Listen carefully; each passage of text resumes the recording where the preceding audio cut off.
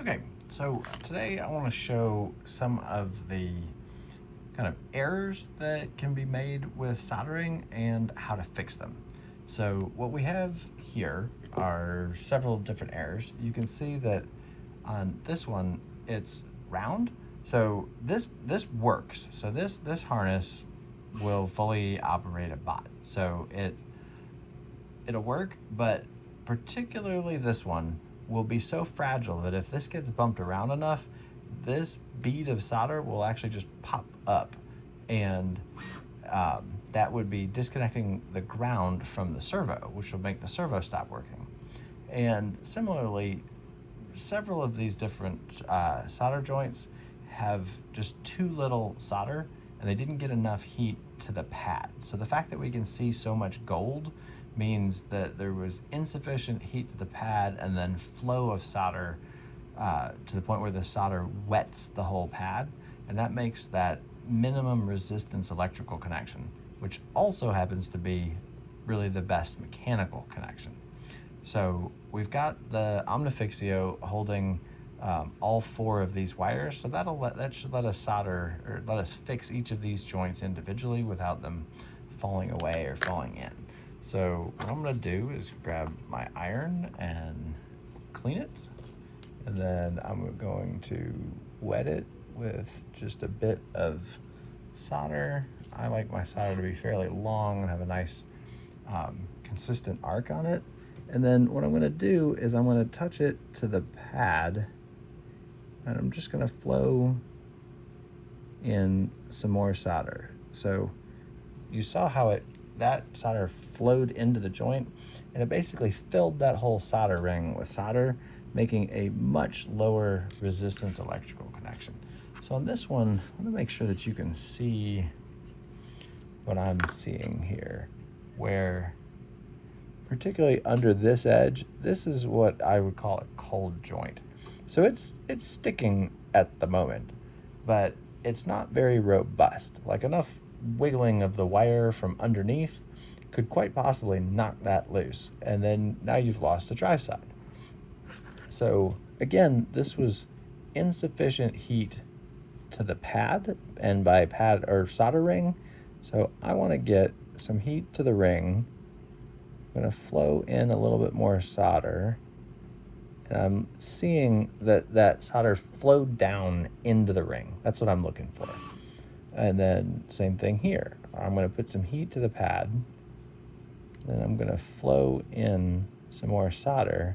And if I do this right, it'll really pretty much fill the hole. It'll fill the solder ring with solder. And at that point, as much of the wire and as much of the ring will be kind of engaged in the joint as possible. So that's what I'm going for here, is I really shouldn't see any gold.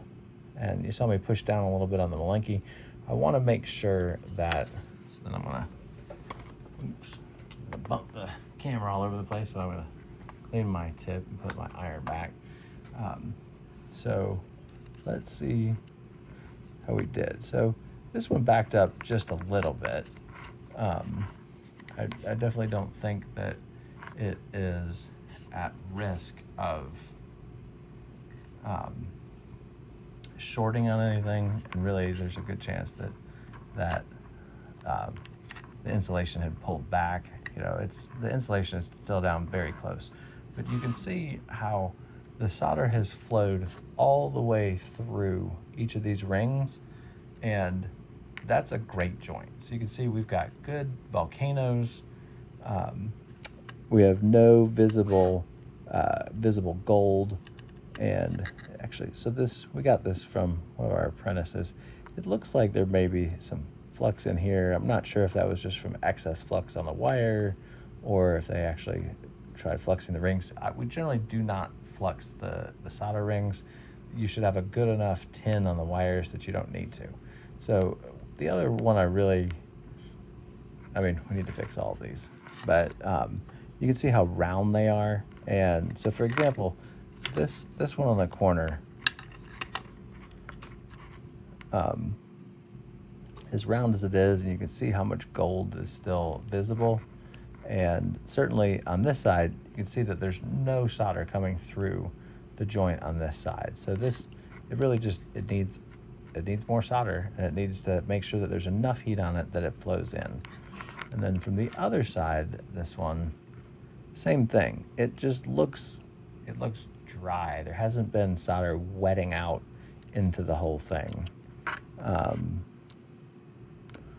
Same thing here, where when you get this ball that's on the end, instead of a volcano, you could imagine that the contact of the ball to the ring is very small. It's just where like a round ball would touch a ring.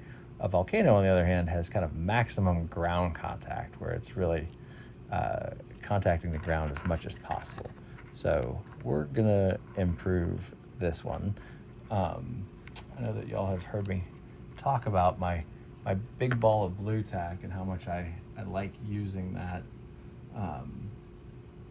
as a fixative. And we give out some blue tack with each of our kits. So I'm gonna show you how I use that, and it doesn't even take much. So I'm just gonna stick a little ball of blue tack right there. And what I'm trying to do is make sure that this wire is not going to back away when I re-wet this joint. So I've got the Malenki stuck into the blue tack, and I have that wire held in with the blue tack. So now I'm going to grab my iron. I'm going to clean the tip again. Go ahead and wet the tip a little. So now I'm going to touch the iron to the ring. I'm going to flow in some solder and see how it flowed even into the joint next to it. So we saw the solder flow where the black wire goes in. Those are shared rings, so I'm not worried about shorting there. I'm actually happy to have that create one large, good electrical connection. So put the iron away and make sure I don't accidentally tag myself with it. And so I'm happy with this volcano. It flowed in relatively well.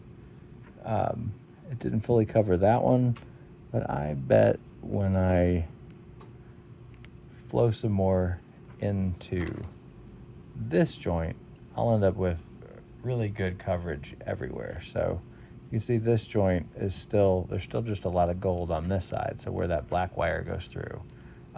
So I'm going to fix that one next. And again, I do love just using blue tack.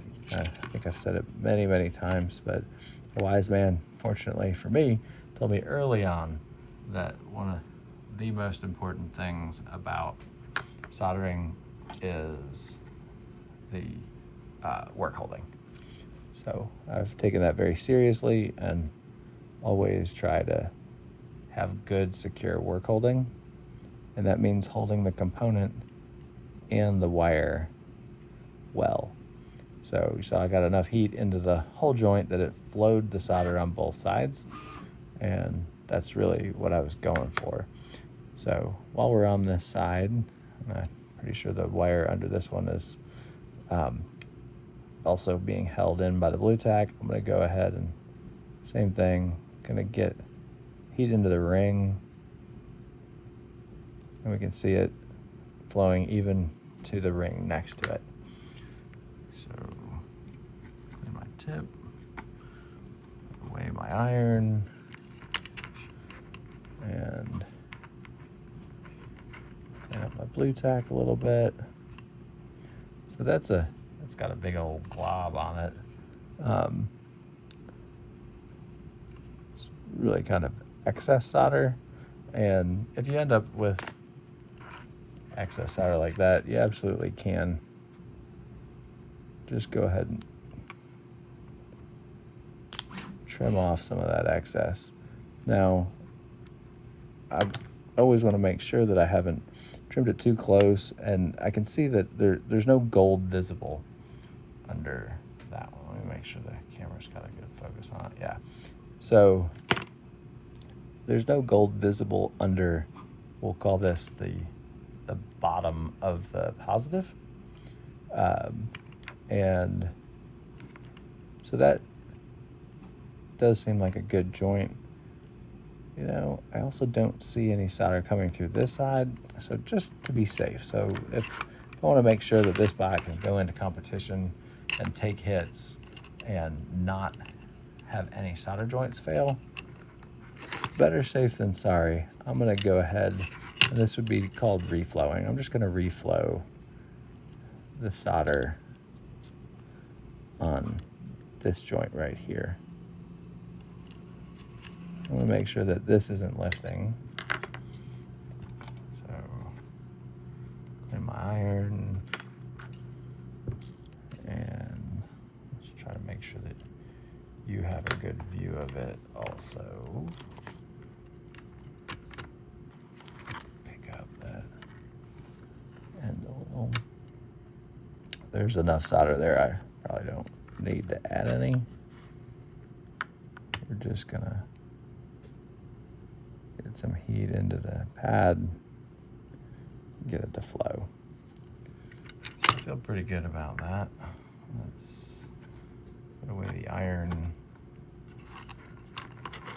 and take a peek. So I'm 100% sure that I have good connection on this side. Still not seeing much that came through, but I feel pretty darn good about this, that's not going to go anywhere. This one is still a little on the round side, but I can see solder coming all the way through that top hole, so I have confidence that that ring is full of solder, and these are just not going to separate. So that's how we would do good joints. While I'm at it, may as well take a peek at this one. Looking here at my PWM pad, and it does look like it got fully wetted. So good with that too. So there we go. I'll call that a combat-worthy harness. It's a good thing we looked. So we can see right here, there's basically no solder on this side of that ring, or even on this side of that ring. So now we get to show how well solder follows heat. So what I'm going to do, it does look like there's a good amount of solder on there. So I'm just going to put the iron on this side, and it's actually going to pull that solder through. Probably go ahead and disconnect that so it's not pulling on it. And sometimes I like to grab these with some needle nose so that I can really kind of control exactly where the wire is going to go.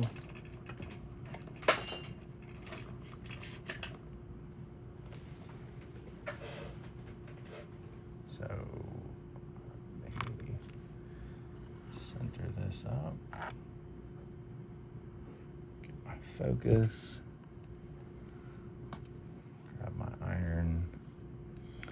I'm going to go ahead and wet the iron pretty well. So what that does, that gives me a good pillow to get good heat transfer from my iron to my component. And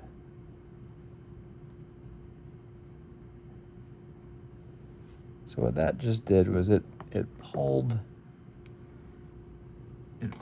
the solder all the way through that tab. And now this whole solder joint is all wetted and flowed at one time. So I have high confidence that there's metal flowing through the hole in the tab and all the way around. So that is a solid joint. But I need to do the same on this side on the black lead. So I'll once again wet my iron. Don't want to drip on anything important. We'll just clean that. So that's the nice thing about having the brass sponge, is if you end up with too much, you just clean it off on that. And again, I'm gonna grab the wire with some needle nose. I'm gonna get the solder to flow towards the heat.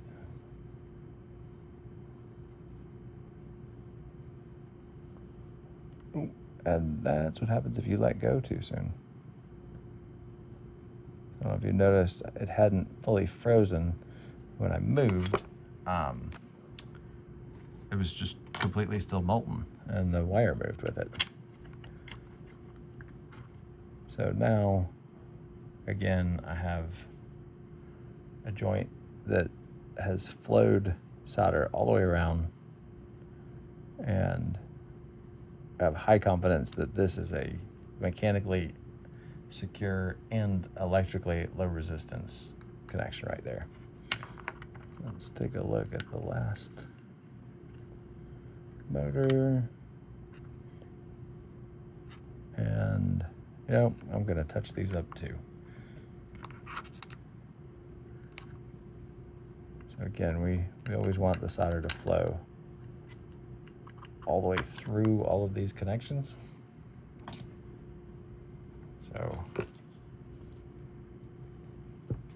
we'll be able to use this correction video as it's a good video for everybody to be able to take to heart. So let that freeze. So you can see that if I had moved too soon, that one would have come off with me also. So just hold everything still, and that I would call a great joint. It's good and round and shiny, and I know that it flowed all the way through. We got one more joint to fix.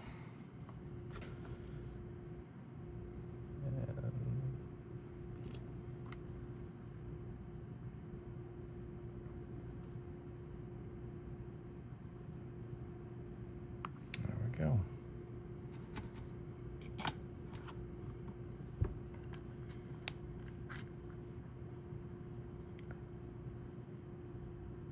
So that is a combat-worthy joint right there.